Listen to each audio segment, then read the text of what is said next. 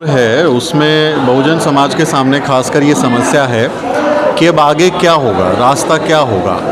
क्योंकि खासकर चुनाव में, यूपी चुनाव में और बाकी राज्यों के चुनाव में हमने देखा कि जो बहुजन वैचारिकी की राजनीति करने का जो दावा करने वाली पार्टियां हैं वो उनकी बहुत दुर्गति हुई है, बहुत ही बुरा हाल हुआ है। और जो लोग अभी सत्ता में हैं, वो चाहे यूपी में हो, बिहार में हो, दिल्ली में हो, वो लोग बहुजनों की हकमारी करने की तरफ ज़्यादा काम करते हैं। उनका जो पूरी राजनीति है वो इस तरह की है कि बहुजनों के खिलाफ़ काम किया जाए, चाहे वो प्राइवेटाइजेशन के ज़रिए हो, आरक्षण का सही तरीके से फ़ायदा ना पहुंचाने के ज़रिए हो, आदिवासियों की ज़मीन छीनने को लेके हो, शिक्षा के बाज़ारीकरण को लेके हो, और तमाम जो नीतियां हैं उससे हम लोगों का नुकसान हो रहा है। तो ऐसे में अब हमारी जो लीडरशिप है वो तो सरेंडर्ड मोड में है। वो तो फरसा उठा के सर्वजन की बात करने वाले लोग बन गए हैं। वो अपने समाज की राजनीति अब नहीं करना चाहते हैं, उनको दूसरे समाज का नेता बनना है। तो ऐसे वक्त में, ऐसे मुश्किल वक्त में जो बहुजन समाज के, दलित, आदिवासी, पिछड़े, पसमानदा समाज के जो लोग हैं, उनकी ये सामूहिक जिम्मेदारी बन जाती है कि अब भविष्य कैसा होगा, क्या ये जो चुनौतियाँ, इनसे कैसे निपटा जाएगा, उसकी क्या रूपरेखा होगी।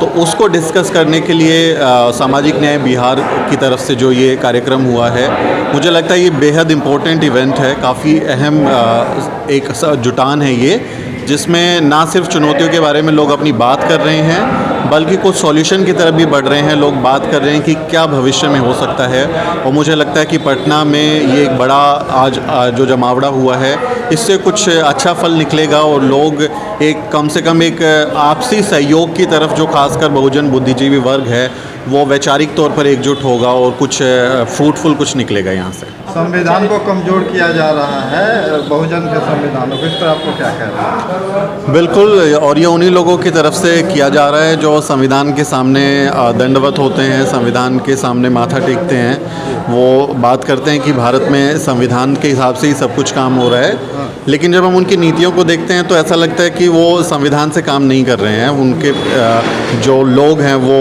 हिंदू राष्ट्र की बात करते हैं, जबकि भारत का संविधान कहता है कि भारत जो हमारा गणराज्य है इसका कोई धर्म नहीं होगा, लेकिन वो हिंदू राष्ट्र की बात करते हैं। उनकी नीतियां जो हैं, उनके जो एक्शंस हैं कि एक खास वर्ग विशेष की तरफ जो नफ़रत उनकी है, बहुजन समाज की जो हकमारी है, आरक्षण की व्यवस्था संवैधानिक है, उसका तमाम तरीके से उन्होंने कहें कि कत्ल करने की कोशिश की है, और संविधान के ज़रिए तो वो नहीं चला रहे हैं। आपको याद होगा सुब्रमण्यम स्वामी जो हैं बीजेपी के, उन्होंने एक बार जिक्र किया था राजस्थान के किसी एक सम्मेलन में कि हम आरक्षण को ख़त्म नहीं करेंगे, हम आरक्षण को ख़त्म करने का ऐलान भी नहीं करेंगे, क्योंकि ऐसा करना मूर्खता है। हम उसको ऐसी स्थिति में ले जाएंगे जहां इसका होना या ना होना कोई मायने नहीं रखेगा। तो इसी बयान के संदर्भ में अगर आपके सवाल को मैं जोड़ूं कि संविधान को ख़त्म करने की ज़रूरत नहीं है, वो उसको ऐसी स्थिति पे ले जा रहे हैं जहां संविधान बना हुआ है, संविधान के प्रति सम्मान जाहिर किया जा रहा है, लेकिन उसको एक्शंस में नहीं लेके आ रहे हैं। तो बिना ख़त्म किए ही उसकी आड़ में उसी का नाम लेके सारे काम हो रहे हैं। ये ऐसी वैचारिकी के लोग जो हिंदू राष्ट्र बनाना चाहते हैं, जो राम राज के नाम पे तमाम लोगों के साथ में इतनी हिंसा कर रहे हैं, मॉब लिंचिंग की एक्टिविटी पे मौन है, तमाम तरीके की उत्पीड़न दलितों के खिलाफ बढ़ा है, तो वो लोग संविधान को ख़त्म नहीं कर रहे हैं, लेकिन वो बनाए हुए हैं, उसके साथ साथ लगा के संविधान को कमज़ोर किया जा रहा है कि ख़त्म करने की नौबत ही नहीं आती। और इंदिरा गांधी होती तो आज उनको ये पछतावा होता कि मैंने आपातकाल क्यों लागू किया था। मतलब ना लागू करके भी वो सारे काम किए जा सकते थे जो उन्होंने घोषित करने पे। आपके यहाँ गांधी मैदान में बड़ा आंदोलन हुआ उसके खिलाफ।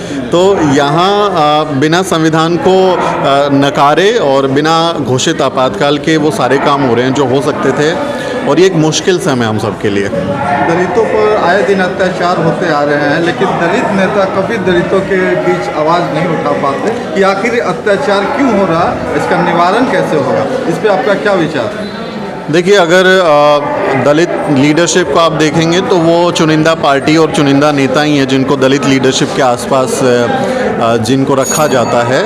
और मुझे इसके पीछे का कारण ये लगता है कि उन लोगों ने दलितों को ग्रांटेड ले लिया है। उनको ऐसा लगता है कि जो लोग दलित पैदा हुए हैं, जो जाति से इस श्रेणी में आ गए हैं, वो आपके गुलाम हैं और उनको सिर्फ आपको वोट देना है, आपकी तारीफ़ करनी है, और आपके लिए जय जयकार करने हैं, और वो तो कहीं जाएगा नहीं।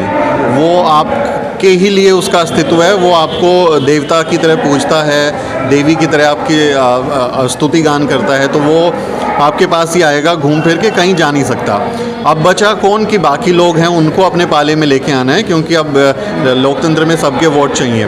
तो उन्होंने हमारे अपने लोगों को, जो उनका कोर वोटर था, उसको उन्होंने बहुत ग्रांटेड लिया, उसको बहुत एक तरीके से कहें कि छोड़ दिया कि ये तो कहीं जाएंगे नहीं, और बाकी लोगों पे सारा ध्यान दे दिया। आपके बिहार में भी अभी फरसा उठा के लोग घूम रहे हैं। तो ये जो सवाल है उसमें आप अगर यूपी इलेक्शन को देखेंगे तो बसपा का पूरा जो कोर वोटर था उसमें से 10% की गिरावट हुई है, 22 से वो लोग 12% पे आ गए, एकदम गायब हो गया। तो आपने उसको समझाने की कोशिश की नहीं अपने वोटर को, और अपने खास जो आपका जो तन मन धन से आपके लिए लगा हुआ था, जो मेहनत कर रहा था, जो मिशनरी मोड पे काम कर रहा था, आपको लगा कि ये तो है ही, कहाँ जाएगा। और बाकी लोगों को खुश करने के चक्कर में उन्होंने अपनी विचारधारा से समझौता किया, आंदोलन की जो ज़मीन थी उससे समझौता किया, और कभी बहुजनों के मसले पे आप देखेंगे तो बहुजन लीडरशिप आपको दिखेगी नहीं, वो ग्राउंड पे आती नहीं है, वो कभी निकलते नहीं अपने कमरों से।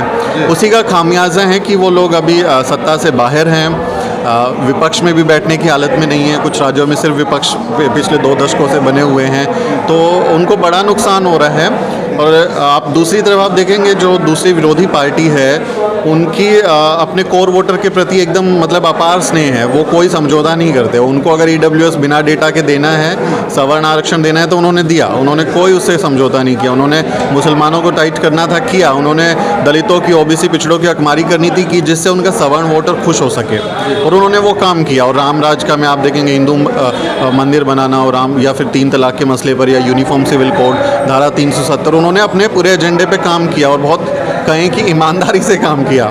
हमारे लोग उतने ईमानदार नहीं रहे, उसका उनको नुकसान हुआ है। और अगर अभी भी वो नहीं संभलते हैं तो मुझे लगता है उनकी कोई ज़मीन बचेगी नहीं। हम लोग को, ईमानदार लोग को चुन के भेजने के लिए कोई विशेष तौर से नियम बनाना चाहिए।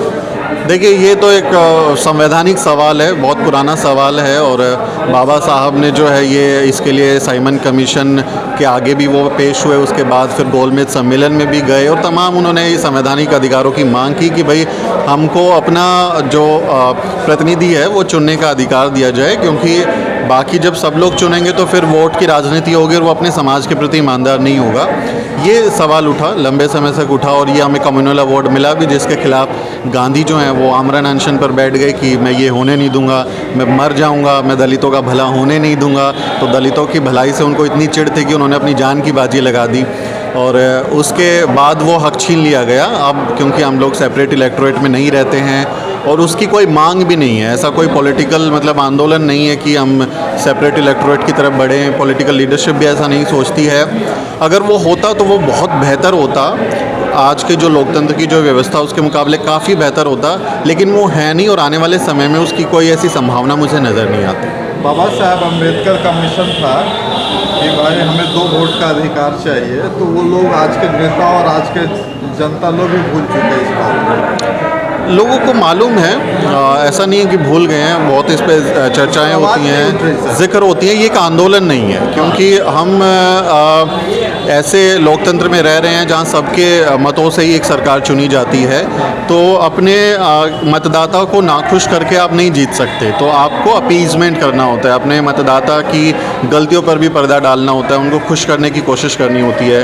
तो इसीलिए आप देखेंगे तो तमाम बहुजन जो राजनीति करने वाली जो पार्टियां हैं वो अब शिफ्ट हो गई, उनकी बहुजन से सर्वजन पे वो चली गई हैं ना, तो वो लाठी से अभी फरसे पे चली गई हैं। लास्ट सवाल सर, हाँ, आज़ादी के इतने बाद भी आज भी दलित पिछड़े लोग जो है पिछड़ते हैं, इसका मूल कारण क्या हो सकता है आपके हिसाब से? देखिए, एक कारण कोई नहीं है। आप कहें कि मैं एक कारण आपको दे दूं कि दलित पिछड़ों और आदिवासियों की, महिलाओं की पसमानदा की हालत क्यों है, इसके मल्टीपल कारण हैं। पहला कारण ये कि भारत की जो व्यवस्था है उसको चलाने वाले लोग कौन हैं, उसकी सत्ता को जो लोग चला रहे हैं वो किन के हाथ में, जो नीतियाँ बना रही है, जो गरीबों की, दलितों, आदिवासी महिलाओं के भलाई के लिए जो काम करने वाले जो अफसर बैठे हुए हैं, नेता बैठे हुए हैं, वो सत्ता किनके हाथ में? आप देखेंगे तो भारत में अभी तो कोई दलित प्रधानमंत्री नहीं हुए, है ना। देश में अभी कोई दलित शिक्षा मंत्री हुए नहीं हैं, वित्त मंत्री हमारे लोगों को बनाते नहीं हैं, तो बड़े बड़े उद्योग जो करने वाले लोग हैं वो हमारे लोग हैं नहीं। तो उनको सिस्टमेटिक तरीके से बाहर किया जा रहा है कि एक तरीके से कहें कि बाहर कर दिया जाए सत्ता से। शिक्षा के तौर पे भी मैं इसको देखता हूँ कि शिक्षा हमारे यहाँ उस तरह की गुणवत्ता की शिक्षा नहीं दी जा रही है जिसमें सबको समान अवसर मिल सकें, सब समान तरीके से स्किल्स उनमें आ सकें कि वो अपने करियर में आगे बढ़ सकें। आप देखेंगे सरकारी सिस्टम पूरा बर्बाद है शिक्षा के क्षेत्र में। अब आप सरकारी स्कूलों में नहीं पढ़ सकते। New education policy, higher education जो है आपके, आप देखेंगे यूनिवर्सिटी से आप बिल्कुल बाहर हो जाएंगे, प्राइवेट कर दिया गया है।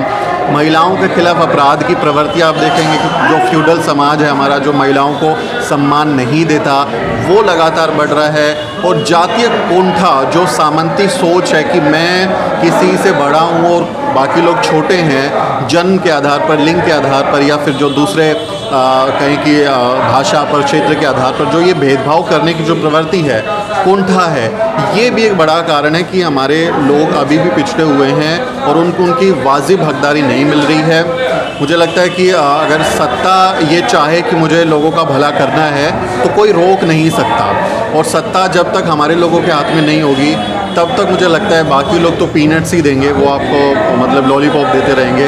जब हमारे लोग सत्ता पे काबिज होंगे, और वो भी वैचारिकी लोग, ऐसा नहीं कि वो सिर्फ, अब राष्ट्रपति हमारे दलित हैं लेकिन वो हमारे लिए कोई काम नहीं कर रहे ना।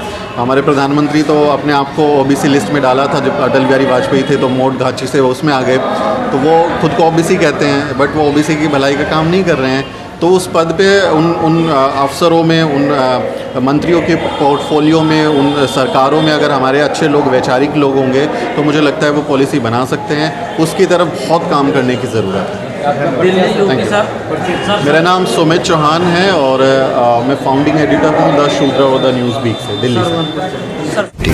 अगर बेनिफिट टीवी का वीडियो आपको पसंद आया तो चैनल को सब्सक्राइब करें और वीडियो को लाइक करें। ज़्यादा से ज़्यादा लोगों तक वीडियो को शेयर करें। धन्यवाद।